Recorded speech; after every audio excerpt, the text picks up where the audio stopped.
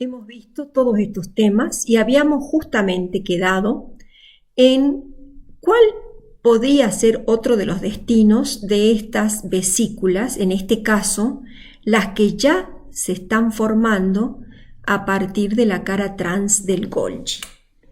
Bien, entonces en la cara trans del Golgi, gracias a las diferentes glucosilaciones que habían tenido los distintos productos que se habían sintetizado, imagínense proteínas de transmembrana, glucolípidos o proteínas solubles, se clasifican y se van a clasificar dependiendo del contenido. Entonces vamos a ir analizando los distintos destinos.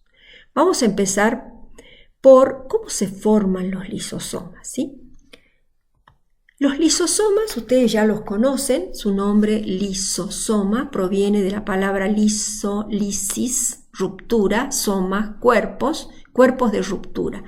¿Por qué reciben este nombre de lisosomas? Porque cuando se los aisló y se analizó su contenido, se descubrió que en su interior se hallan una cantidad enorme de hidrolasas ácidas. Estas hidrolasas son enzimas capaces de degradar ácidos nucleicos, proteínas, lípidos, hidratos de carbono. Bueno, todos los componentes celulares, o prácticamente todos, pueden ser degradados hasta conformar aminoácidos, monosacáridos, fosfolípidos. Todos estos componentes son fundamentales para la célula porque después lo exportan al citosol y las células pueden volver a sintetizar los componentes que ellos requieren. Por lo tanto, estos lisosomas son unos organelos extraordinarios. ¿Por qué? Porque podríamos considerarlos como intermediarios. Por un lado, son sumamente necesarios porque van a degradar compuestos heterogéneos que pueden ser de origen intracelular. Vamos a ver que muchos organelos que han cumplido su ciclo aparecen dentro de lisosomas y se destruyen totalmente y se recuperan todos los componentes de los monómeros necesarios para síntesis de nuevos componentes, ¿sí? Pero también son fundamentales. ¿Por qué? Porque la célula necesita permanentemente incorporar nutrientes, especialmente los heterótrofos. Nosotros estamos incorporando proteínas, hidratos de carbono de otros orígenes. A nosotros, ¿qué nos interesa a nivel celular? Los aminoácidos. Pero los aminoácidos con los cuales yo sintetizo mi cabello, por ejemplo, son la mayoría. Los he incorporado con la nutrición, pero ¿de dónde provienen? De la carne, de la vaca, de la leche, etcétera, etcétera. Esas son proteínas que tienen que ser rotas, digeridas y liberados los aminoácidos para reconstruir las proteínas que yo requiero. Entonces, las células, inclusive las células de las plantas, hacen endocitosis, o sea, la formación de vesículas con clatrina fundamentalmente, que incorporan polipéptidos, pequeñas cadenas de aminoácidos o de azúcares, los encierran y los van a poner en contacto a esas vesículas con estos lisosomas, para que las hidrolasas degraden justamente a estas proteínas que han sido incorporadas y recuperar los aminoácidos para después ser utilizados en la síntesis de nuestras propias proteínas. Entonces los lisosomas pues se llaman cuerpos de lisis, cuerpos de ruptura. Contienen estas enzimas hidrolasas, ¿sí? Ahora, estas hidrolasas tienen una característica. Para que estén activas tienen que funcionar a pHs bajos, pHs alrededor de 5, 4,6, 5. Y para que puedan ser activas, ese medio tiene que ser ácido. Entonces aquí hay componentes de la membrana de los lisosomas, que uno de ellos es el más importante, que son las bombas protónicas. Son ATPasas, bombas que consumen ATP y bombean protones del citosol al interior para acidificar el medio y que estas enzimas estén activas.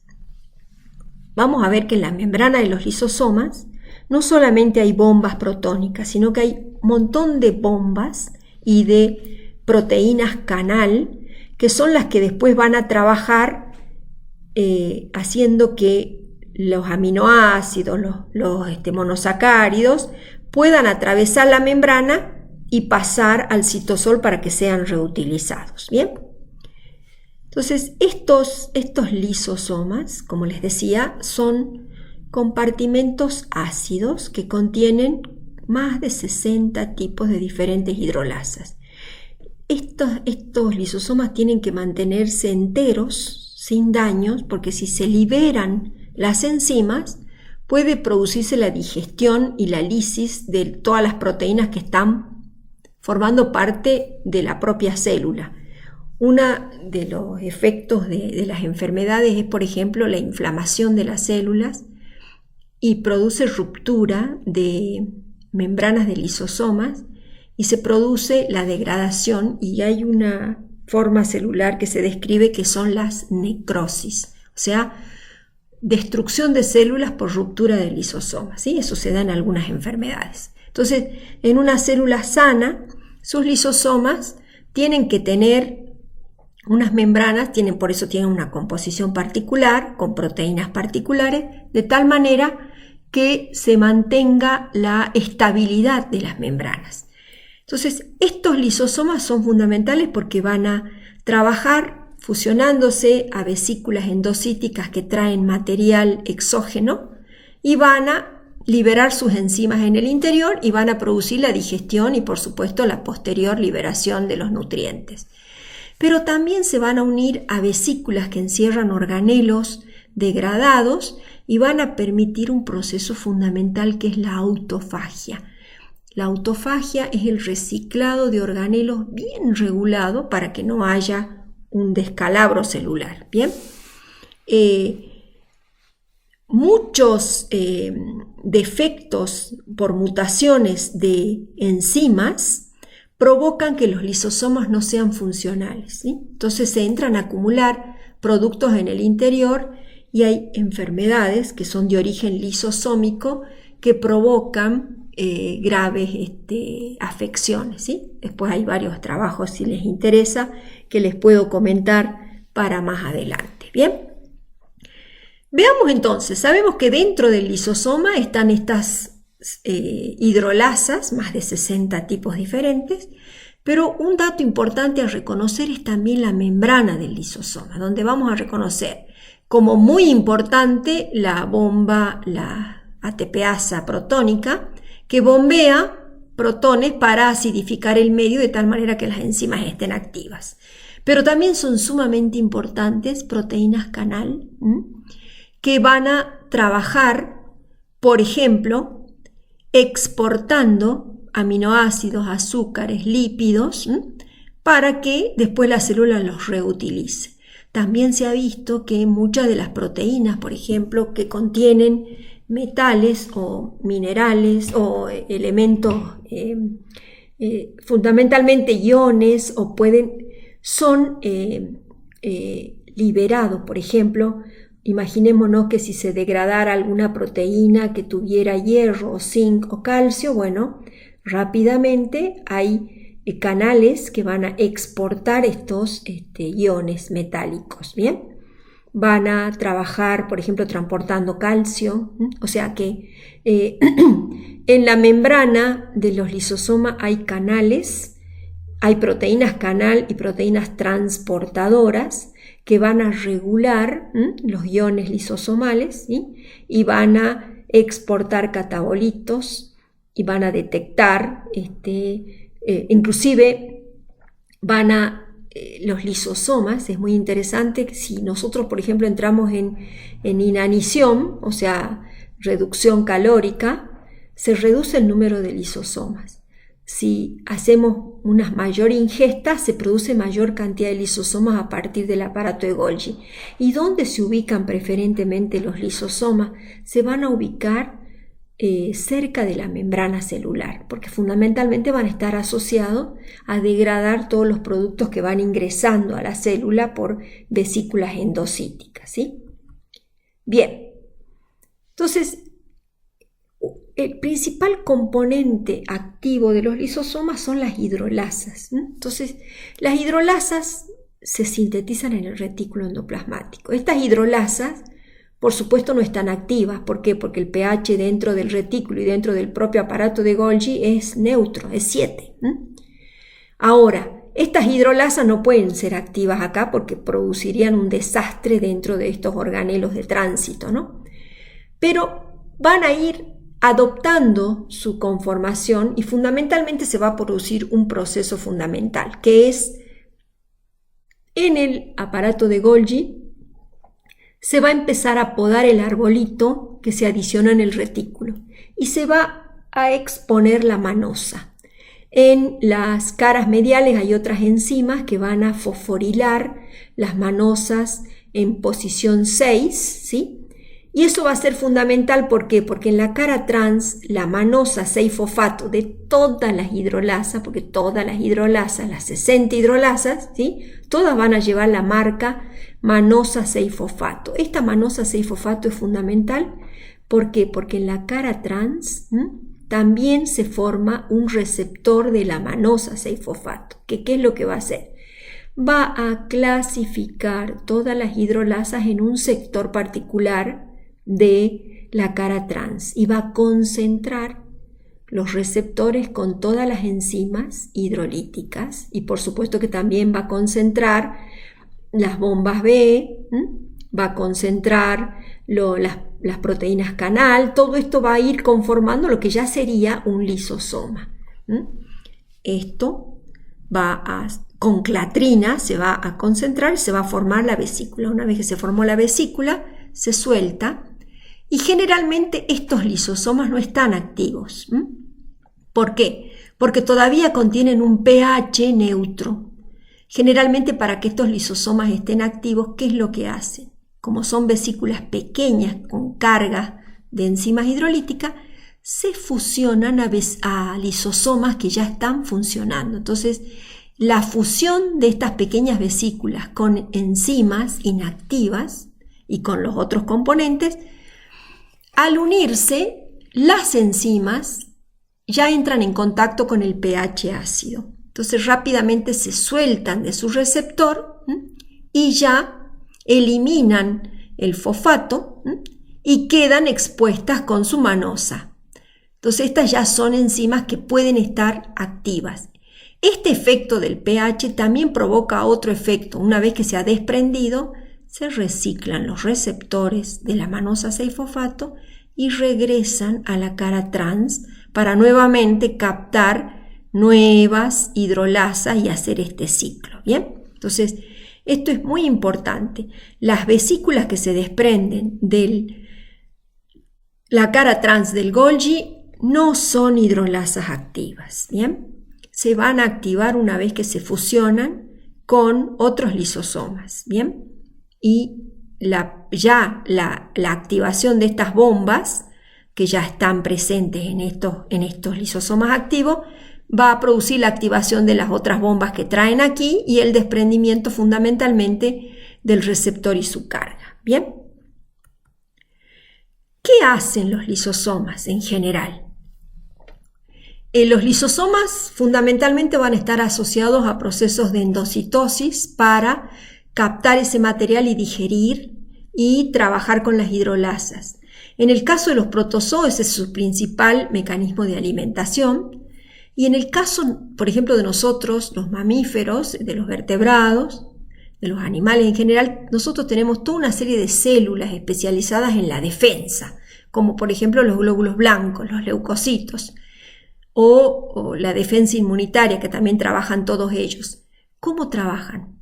Generalmente estas van a ser células que pueden emitir grandes prolongaciones de sus membranas, engloban, por ejemplo, bacterias, virus, los encierran en membrana y los lisosomas se acercan, se fusionan y liberan las enzimas hidrolíticas dentro de esa vesícula y van a degradar bacterias, pueden degradar virus, etc. Y por sus canales liberan aminoácidos que nosotros después reutilizamos.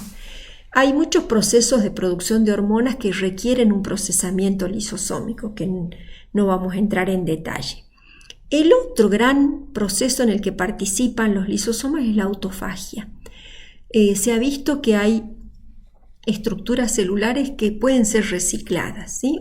¿Y cómo se ven? Y enseguida les voy a mostrar imágenes.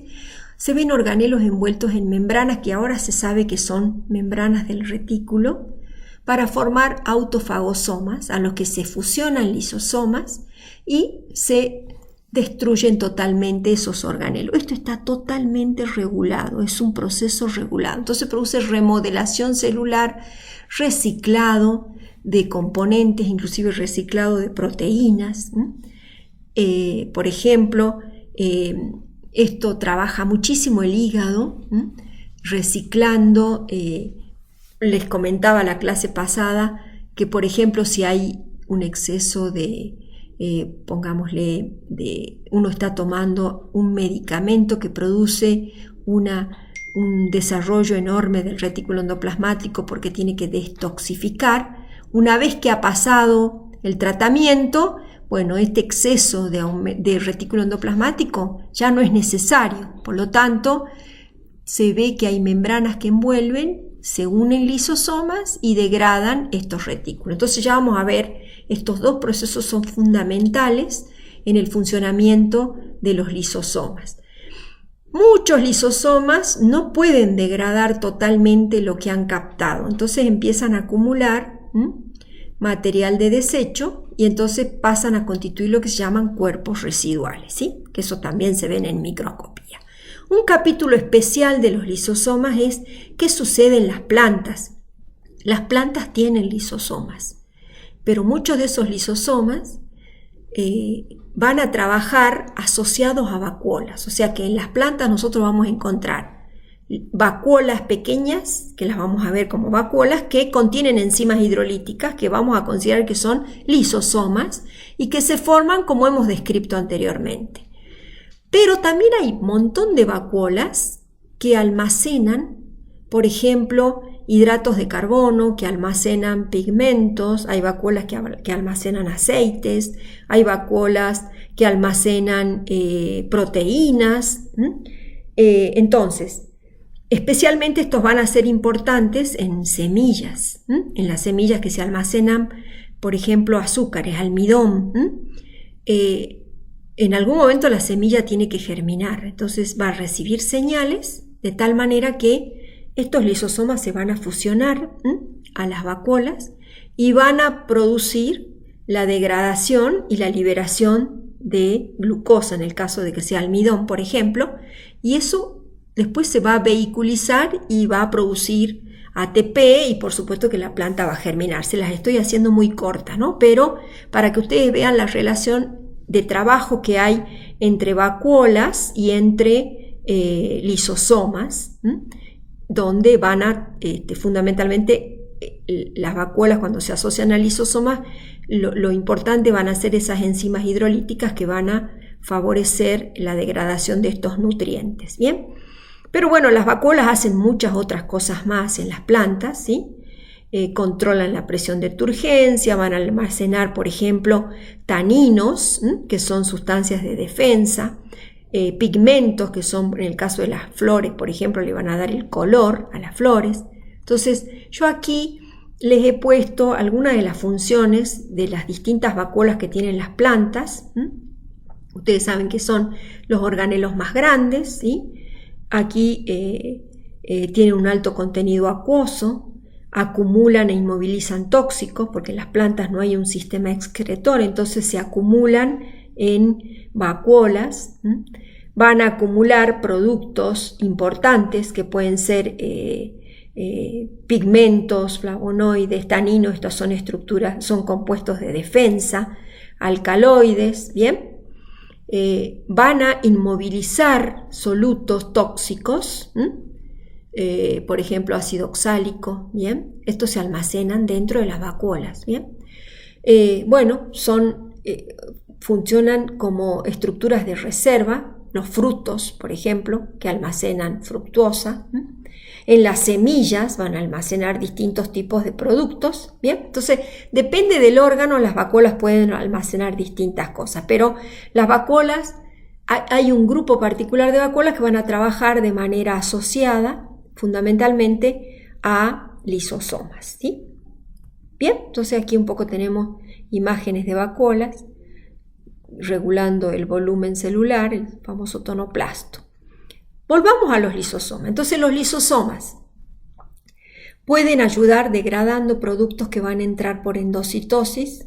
Vamos a hablar de endocitosis cuando se forman pequeñas vesículas, que pueden ser por clatrina o por caviolas, o vesículas grandes, que hablamos ya de fagocitosis, por ejemplo en el caso de los macrófagos que incorporan bacterias, virus. Todas esas se les van a unir lisosomas, van a volcar las enzimas y van a degradar y después van a devolver, digamos, los componentes estructurales para que los reutilice la célula.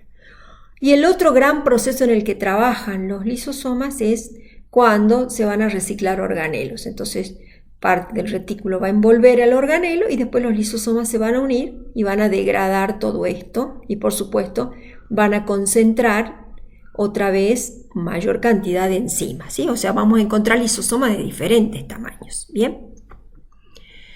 Bueno, quiero hacer un apartado especial para hablar de Yoshinori Oshumi, que en el 2016 recibió el Premio Nobel de Medicina y Fisiología porque él desentrañó cómo es que las células realizan el proceso de reciclado de organelas. Bueno, las primeras imágenes que empezaron a llamar la atención fue encontrar restos, por ejemplo, de retículo endoplasmático envuelto en varias membranas. Estas son imágenes de microscopio electrónico. Aquí también hay retículos, pero fíjense en esta imagen que acá hay un peroxisoma y acá hay una mitocondria rodeado por doble membrana. Entonces, cuando se empezaron a descubrir las primeras imágenes, se empezaron a hacer cortes, se empezaron a hacer seguimiento de estos procesos y se empezaba a ver imágenes ya con estructuras degradadas totalmente. Entonces se empezó a asociar la idea de que esto podría ser un proceso de destrucción de organelos ordenada. Digamos, esto está encerrado dentro de una membrana y acá se está produciendo un proceso de ruptura. Acá están enteros, por supuesto, ¿no? Entonces es la misma imagen que tenían anteriormente, otra vez está la mitocondria y el peroxisoma. Bien, entonces se empezó a postular de que acá posiblemente había un proceso de autofagia. Y como ya se sabía bastante de los lisosomas, empezaron a analizar mejor las imágenes y empezaron a ver membranas que se acercaban. Ahora, ¿cómo explicar esta doble membrana de acá? Bueno, después de mucho estudiar y mucho analizar, se descubrió que organelos determinados empiezan a ser rodeados por dobles membranas. Cuando se empezó a analizar el origen de esta membrana, se encontró que la membrana dadora es el retículo endoplasmático, que vesiculiza, estas vesículas se fusionan, estas membranas, ¿ves? Ya empiezan a formar túbulos, se siguen fusionando alrededor de, en este caso, como estamos viendo acá, del peroxisoma, y forman lo que se llama un autofagosoma. Esta doble membrana recibe el nombre de fagóforo. Se cierra y una vez que se ha cerrado, se le unen lisosomas, y estos lisosomas liberan las enzimas y empiezan a degradar todo. Y por supuesto los canales liberan los aminoácidos, etcétera, etcétera, y se produce un concentrado. Y acá tenemos mayor cantidad de enzimas listas para actuar sobre un endosoma o otra vez, esto sería un autofagosoma. Bien, acá tenemos entonces nuevamente la carga, que puede ser una mitocondria, un peroxisoma, pedazos de retículo endoplasmático liso. Acá está formándose el fagóforo, se cierra, y la unión con los lisosomas. ¿Qué hace que se forme el autofagosoma? Bueno, descubrieron que los organelos que tienen que ser eliminados expresan una señal en sus membranas. diciendo yo tengo que ser comido, no, ya no estoy funcionando bien. Y hay proteínas a nivel citosólico que reconocen esta señal. Entonces, reconocen esta señal y convocan a otras proteínas que están en el citosol de tal manera que el organelo queda marcado. Bien. No vamos a nombrarlas cada una, pero ustedes están viendo acá. En general, las proteínas, en este caso, que se convocan desde el citosol y que reconocen las señales, porque esta es la señal del peroxisoma. Esta es la señal propia de la mitocondria, ¿sí? Y ahí están los nombres, ¿ves? PEX, UT, no importa, señales, vamos a decir, que se ponen de manifiesto. Convocan a proteínas citosólicas. Estas proteínas citosólicas son las que sí nos tenemos que acordar, son las ATG, ¿sí? Son las proteínas de la autofagia. Pero estas están libres en el citosol y solamente van a reconocer las señales. Una vez que se unen a su señal, por ejemplo, acá tengo la ATG11 que se une a la PEX, entonces se convoca al fagóforo, o sea, reconoce esta asociación que estas vesículas del retículo van a empezar a fusionarse. Por supuesto que no es una sola ATG, que va orientando a la formación del fagóforo. Una vez que se conforma el fagóforo, se expresa otra proteína y entonces es convocado los lisosomas, ¿sí? Entonces, esta autofagia permite reciclar peroxisomas, mitocondrias que están funcionando mal o que ya cumplieron su ciclo, retículo endoplasmático liso, rugoso, de tal manera que las células pueden autorreciclar organelos. Pero no solo pueden hacer eso por autofagia, sino que se ha visto que esta sería la autofagia que acabo de describir. Esta se conoce como macroautofagia. Algunos hablan de mitofagia, peroxifagia, pero nosotros vamos a hablar de autofagia. También se ha visto que proteínas que ya cumplieron su ciclo, por ejemplo, hay un montón de proteínas reguladoras que trabajan dentro del núcleo, una vez que cumplen su ciclo salen. Algunas van a ser destruidas por proteosomas, pero muchas otras van a ser marcadas con ATG y se acercan a los lisosomas y el lisosoma produce una invaginación, se cierra con esa proteína incorporada y las hidrolasas atacan, por supuesto, la propia membrana del lisosoma y atacan la proteína y liberan los aminoácidos. Entonces se produce una microautofagia. Es más, el propio fagóforo puede agarrar componentes del citosol y encerrar una gran cantidad de proteína y en este caso se acercan los lisosomas, ¿sí? Y también se ha visto que proteínas se unen a chaperonas, están describiendo un montón de chaperonas que reconocen proteínas que ya no tienen que funcionar y las llevan y a través de canales las abren el canal e incorporan la proteína y estas proteínas se degradan, ¿sí? Entonces, estas que he mencionado, especialmente la invaginación de proteínas o el transporte de proteínas por chaperonas, se conoce con el nombre de microautofagia. Micro. La toma de gran cantidad de proteínas envueltas por fagóforos se denomina macroautofagia canónica porque es una gran cantidad la que se incorpora. Y también en la macroautofagia entran el reciclado de organelos completos. Bien, entonces esto es sumamente importante porque las células se pueden, digamos, autorreciclar, ¿bien? Y se pueden renovar. En muchas enfermedades estos mecanismos están detenidos y entonces provoca acumulación de proteínas, por ejemplo, las placas seniles, las placas, hay un montón de enfermedades neurodegenerativas que es una falla de la autofagia, y ahora se está viendo drogas de activar la autofagia y entonces eliminar. Bueno, aquí hay más ejemplos de los tipos de autofagia. Y acá yo les hice en este cuadrito, para que ustedes lo vean en detalle, cómo algunas enfermedades como neurodegenerativas, enfermedades lisosomales, se están empezando a ver de qué manera se puede activar la autofagia para, digamos, contrarrestar los efectos, ¿sí? Entonces, a raíz de las aplicaciones que tiene la autofagia, por supuesto que se merecía el premio Nobel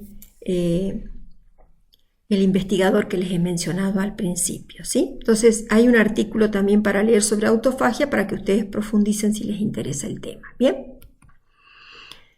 Veamos ahora los lisosomas trabajando en el proceso de endocitosis. Hemos dicho que la célula debe incorporar nutrientes, ¿sí? Y lo hace a través de la formación de pequeñas vesículas como caviolas o vesículas formadas por clatrina. Estas se conocen como endocitosis. Si es poca cantidad, hablamos de pinocitosis, generalmente.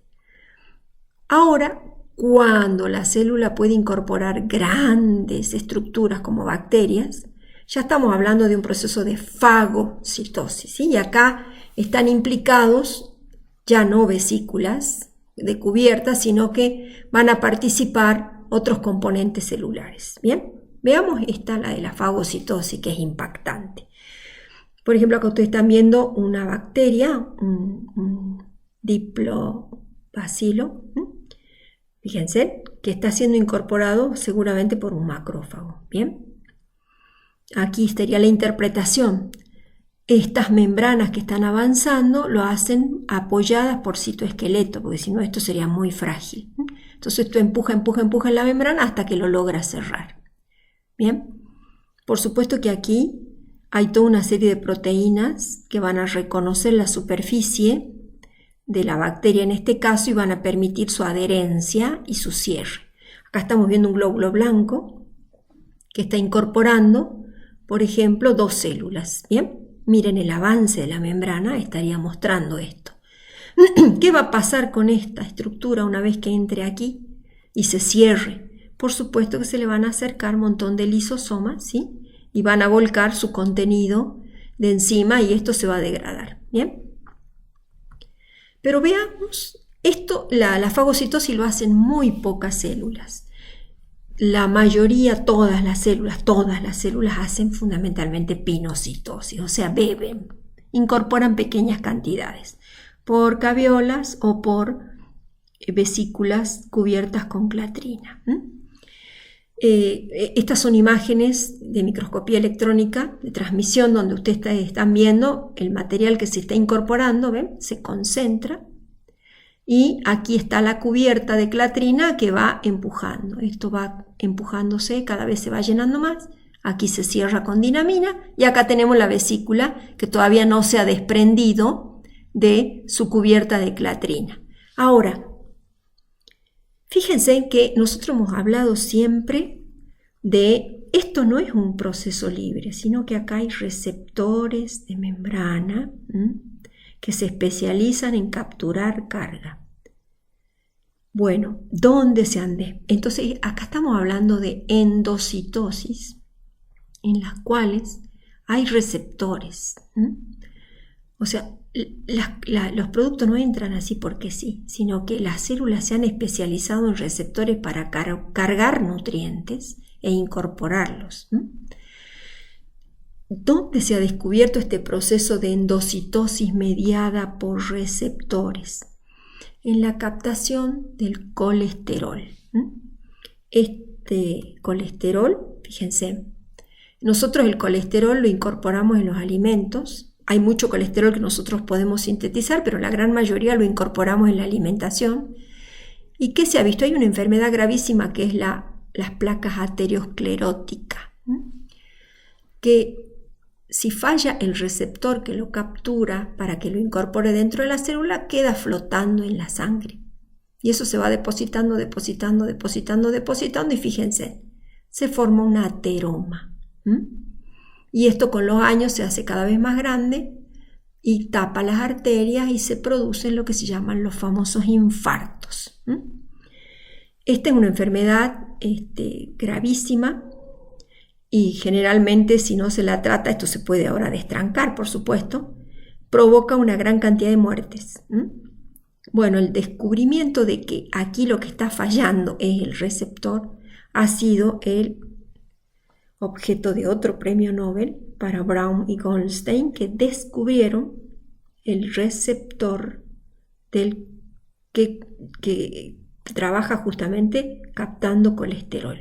Ahora lo vamos a ver. Bien, fíjense en cómo una proteína puede tener implicancias enormes de una proteína transmembrana, de la membrana celular, que si está fallada no puede capturar el colesterol. Entonces el colesterol queda flotando. Y esto es crucial en los endotelios que están en los vasos sanguíneos. Veamos. Vamos entonces al principio. El colesterol nosotros lo incorporamos con la alimentación y el colesterol en realidad entra a agruparse y forma gotas de colesterol. Y en nuestra sangre existe una proteína transportadora del colesterol que atrapa estas gotas de colesterol. Esta es la famosa LDL. Si ustedes le piden un análisis de sangre a sus padres, van a ver que dice HDL, LDL. Son proteínas transportadoras de colesterol. Ahora, esto es lo que está flotando en sangre. La gota de colesterol con un montón de moléculas de colesterol, la proteína LDL que es la que la atrapó, pero esta es la proteína con el colesterol atrapado que es la que tiene que ser reconocida por el receptor. ¿Ven? Esta es una proteína receptora de LDL. ¿LDL quién es? Esta es LDL. O sea, LDL atrapa el colesterol y todo este paquete es el que va a ser atrapado por el receptor. Entonces, el receptor está en todas nuestras membranas. Y si pasa el LDL con el colesterol, entonces se une. Este receptor, que tiene la porción que se une al LDL y el colesterol, tiene después otra región intracelular, que es la unión a las proteínas de cubierta, o sea, a la adaptina y a la clatrina. Entonces, si el receptor se une al LDL con el colesterol, las adaptinas se unen al receptor con su proteína y las empieza a juntar. Una vez que las junta, acá las está juntando, se cierra e ingresó la vesícula con colesterol. Por supuesto que esto se le van a unir los lisosomas, se va a desprender la cubierta, se le van a unir los lisosomas y el colesterol se va a degradar esta proteína. Es probable que se recicle parte del receptor y vuelva a la membrana para seguir captando. Entonces va a haber canales para liberar el colesterol. ¿Qué pasa en aquellas personas en que el receptor está mutado? Si el receptor está mutado, puede captar el colesterol, pero está mutado en la unión con la adaptina. Entonces, por más que capte colesterol a nivel de membrana, no puede unirse a las proteínas de cubierta. Entonces, esto no puede entrar. Y al no entrar, quedan las LDL depositándose cada vez más en el ateroma. ¿Bien? Entonces, estos señores que descubrieron el receptor, vuelvo para atrás, descubrieron esta proteína. Esta proteína descubrieron quién era, cómo era y cómo trabajaba capturando esta proteína, a su vez transportadora de colesterol. Esta es la que está mutada, fundamentalmente esta región, por eso no se puede unir a las adaptinas. Entonces, por más que capte a la LDL, no puede ser incorporada. Entonces, estos señores, ahora hay fármacos, por supuesto, para corregir esto y entonces se disminuye el depósito de colesterol. Bien, entonces fíjense en qué importante. Bueno, se está descubriendo que prácticamente para todas las sustancias o macromoléculas que vamos a incorporar hay receptores de membrana que trabajan con adaptinas y con sus vesículas de clatrina. Entonces acá ustedes estamos viendo que la carga, ¿sí?, lo convoca, digamos, los adaptadores y se va formando su vesícula hasta que se libera, ¿no es cierto?, con la dinamina, se cierra, se libera la cubierta y las vesículas endocíticas ingresan. Entonces, nuestras células están incorporando permanentemente vesículas. ¿Y qué les pasa a estas vesículas? Estas vesículas están llenas de carga. Se fusionan entre sí, o sea, estas van a tener RAV, van a formar BESNAR, se empiezan a fusionar y van concentrando la carga. Y esto es lo que se conoce como endosoma temprano. Estas van a ser transportadas, ¿sí?, cada vez las van internalizando más al interior, por proteínas motor con microtúbulos, y a medida que van entrando, entran a fusionarse con pequeños lisosomas, ¿sí?, que ya empiezan a liberar enzimas hidrolíticas. Por supuesto que aquí hay un proceso interesante de reciclado de membranas. Se reciclan membranas con receptores, porque acuérdense que acá están todos los receptores, y generalmente acá ya están los receptores reciclándose, vuelven a la membrana para después volver a entrar. Lo importante es que se van fusionando un montón de vesículas con carga y se va concentrando la carga. Se van a empezar a fusionar con lisosomas y van a formarse lo que se llaman endolisosomas, hasta que se digiere totalmente todo lo que está en el interior y bueno, queda un lisosoma más grande, con mayor contenido de enzimas hidrolíticas que por supuesto vuelve a utilizarse nuevamente con otro endosoma temprano, tardío y así. O sea, pequeñas vesículas endocíticas son las originales, ¿sí? El endosoma temprano se fusiona, se reciclan membranas y empiezan a fusionarse ya con pequeños lisosomas, se forman endolisosomas, se degrada totalmente y estos son ya lisosomas llenos de enzimas hidrolíticas, ¿sí? Este proceso es crucial porque le va a aportar a la célula aminoácidos que vienen de otras proteínas de otro origen para que la propia célula sintetice todas las proteínas que tiene que sintetizar, que como verán son una cantidad enorme. ¿Bien? ¿Qué pasa con el otro proceso? Que era el proceso de exocitosis. Aquí ya abandonamos los lisosomas. Hemos dicho que en la cara trans del Golgi se formaban también vesículas que tenían destino membrana. Esas son vesículas que van a llevar membrana celular, van a llevar en ellas insertas proteínas de membrana, glucolípidos, glucoproteínas, etc. Pero hay una serie de vesículas que una vez que geman del Golgi quedan almacenadas en el citosol, ¿sí? Hay células que se especializan en acumular vesículas.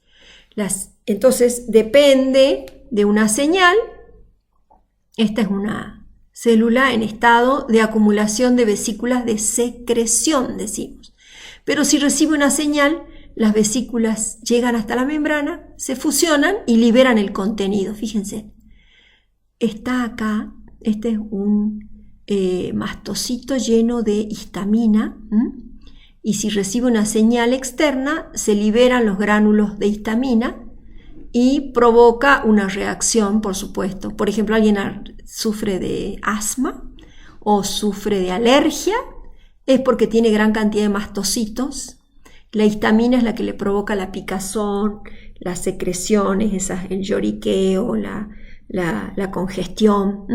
Entonces, hay muchas células por ejemplo, las células pancreáticas que tienen todas estas vesículas llenas de enzimas pancreáticas que van a formar el jugo pancreático. Entonces, en algún momento reciben la señal, liberan el contenido y sale a un conducto. Todas las glándulas están formadas por células que son ricas en gránulos de secreción. Estos gránulos de secreción contienen distintos productos, proteínas, hidratos de carbono, lípidos.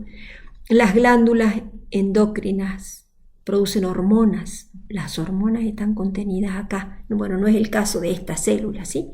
Pero, bueno, si alguno quiere hacer histología, les vamos a mostrar gránulos de secreción, por ejemplo, en glándulas, ¿bien?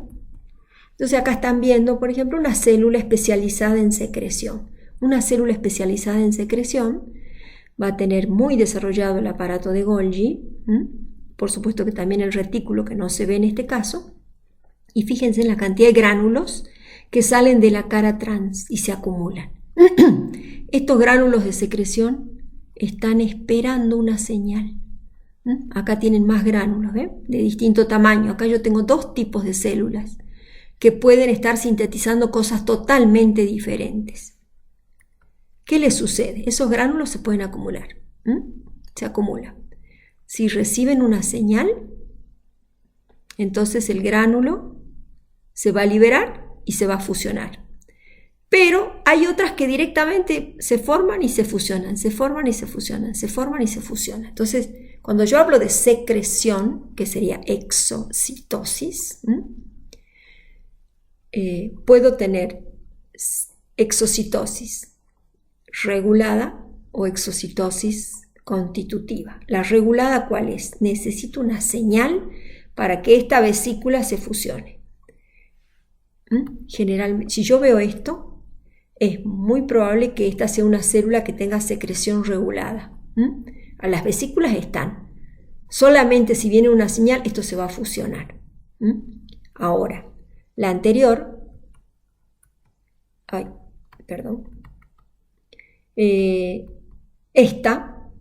esta también es una secreción regulada, ¿sí? Si no hay están todas las vesículas intactas.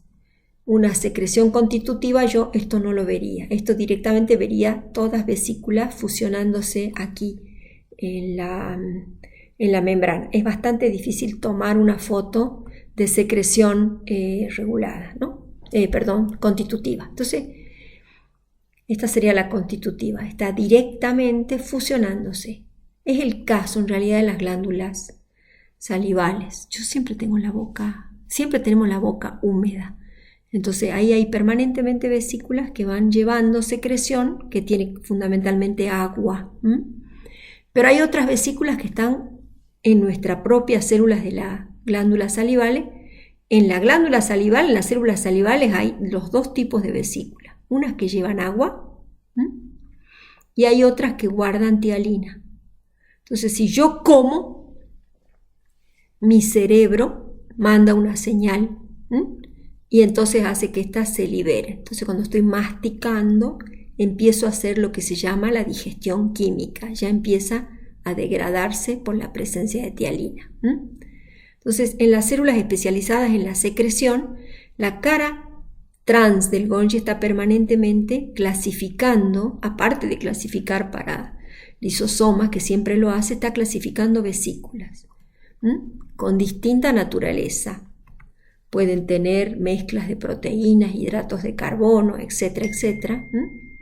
Y eso se va a liberar dependiendo si es una secreción constituida o una secreción regulada. Regulada es porque hay una señal externa, ¿de acuerdo? Entonces, ¿qué se ha visto? Que estas vesículas pueden acumularse, ¿no es cierto? Y se formaron por latrina, se fusionan y se pueden acumular. Aquí yo tengo, por ejemplo, miren, está haciendo exocitosis de algún producto. O sea que esta vesícula migra, se ancla, se fusiona y se libera. ¿Bien? Bueno, pero han aparecido otro tipo de vesículas que no se quedan dentro de la célula, sino que emergen de la membrana celular y forman lo que se llaman exosomas. Fíjense, exosomas. O sea, la célula concentra material citosólico, lo encierra, la suelta y estas vesículas viajan y migran. Han descubierto exosomas en sangre, exosomas en fluidos, como por ejemplo en fluidos como la saliva, tenemos exosomas. Uno dice, ¿qué llevan esos exosomas? Bien, estos exosomas, fíjense, acá tienen en el líquido cefalorraquídeo, en sangre, en orina, en líquido sinovial. Lo más sorprendente es que están llevando ARNs mensajeros, ARNs no codificantes. Y esto es lo extraordinario. Si yo tengo ARNs mensajeros y este exosoma se fusiona con otra célula a distancia, la proteína, la información que lleva de esta proteína se va a traducir en otra célula y puede ser una proteína reguladora de otra célula. ¿Bien?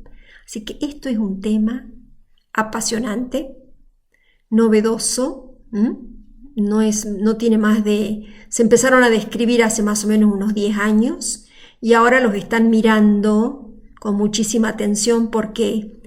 Porque están pensando que parte de los cánceres pueden ser ARNs mensajeros de oncogenes que se sintetizaron aquí, se transcribieron y no se traducen.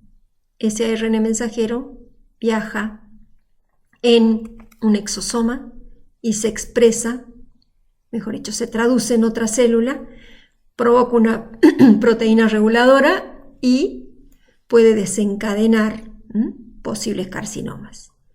Entonces, por un lado está apasionante qué es lo que hacen los exosomas, pero por otro lado ya están pensando que puede ser otra forma de administrar medicamentos, que hagan medicamentos con vesículas, que puedan ser rápidamente incorporados, porque se pueden fusionar, y puedan producir cambios de expresión. Entonces, el origen de estos exosomas no es solamente a nivel de membrana, o sea, por supuesto que salen de la membrana, pero están viendo que hay vesículas que se generan desde el Golgi, desde el retículo, que hacen todo su tránsito y que se van a fusionar en la membrana, y el material o no, el material que se libere, se va a encerrar en pequeñas microvesículas. Así que bueno, los dejo para que lean un poco el tema este de los exosomas, que es otro tema apasionante. Bien, hasta ahora nosotros hemos dicho que los compartimentos, los organelos eran característicos de la célula eucariota, el gran compartimento núcleo, retículos, mitocondrias y cloroplastos, que por más que eran de origen endosimbiótico, pero hablábamos de compartimentos. Bueno, para variar, nunca hay reglas completas en biología. Y ahora, fíjense en esta pregunta. ¿Solamente hay compartimentos en eucariotas? ¿Hay compartimentos en procariotas? Bueno, la respuesta es sí. Bien. Por supuesto que no todas las procariotas tienen compartimentos, pero sí hay compartimentos en algunas procariotas. Y les voy a mostrar algunos de los compartimentos que se pueden considerar verdaderos organelos. Fíjense, se han descubierto unas bacterias que son las bacterias magnéticas, las magnetobacterias, que las descubrieron. ¿Por qué? Porque ponían, estudiando, digamos, la composición bacteriana de la tierra, del suelo, descubrieron casualmente que si las sometían a un imán, las bacterias se pueden mover. Se pueden mover siguiendo las fuerzas del imán. Cuando las analizaron con microscopía electrónica, encontraron en estas bacterias bolsas. Miren, acá está la microfotografía. Son pequeñas bolsas membranosas, o sea, vesículas, que empiezan a acumular magnetita, cristales de magnetita, y estas van a crecer. Y es más, se ubican en forma lineal, o sea que esta es la interpretación tridimensional de las magnetitas. Aquí hay unas proteínas fibrilares y acá están, miren, esta es la membrana celular y acá están las magnetitas. Entonces, ¿cómo hemos definido un organelo? Una vesícula rodeada por membrana. Bien, bueno, estamos hablando en las bacterias magnéticas o en las magnetobacterias. Magnetosomas, que contienen cristales de magnetita, que son invaginaciones de la membrana interna, ¿bien? Y que tienen filamentos tubulares, que en realidad ya vamos a ver que es citoesqueleto, ¿bien? Entonces, aquí tenemos un tipo de organela. Bueno, nosotros hemos hablado de los cloroplastos, que tienen origen endosimbiótico, que provienen de cianobacterias. Bueno, pero ¿y las cianobacterias? Tienen membranas, plegamientos de membrana interna, que nosotros le decimos laminillas. Bueno, o sea, no están tan lejos, o sea, no son tan desconocidas, ¿sí? Tienen pliegues. Y por supuesto que aquí se encierra la clorofila bacteriana. Y en definitiva, son laminillas, son plegamientos membranosos que contienen clorofila.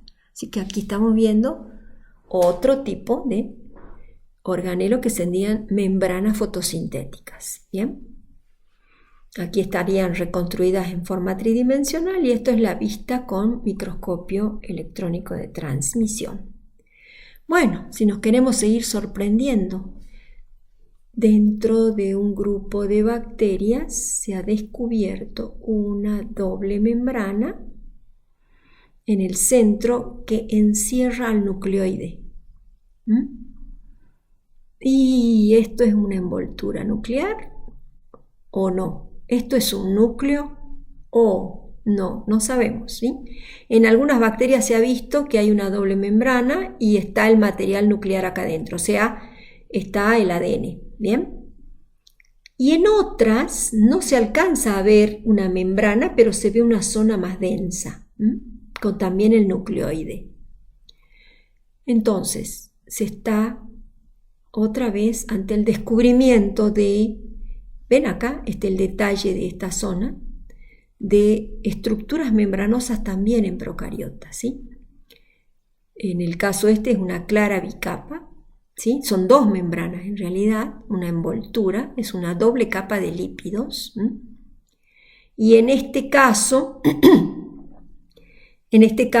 es, digamos, una zona más densa y otra menos densa con acumulaciones de grumos, digamos, ¿sí? Bueno, y hay otras que contienen también una concentración, acá hay una especie de capa lipídica y acumulan, por ejemplo, aire, o otras acumulan rubisco.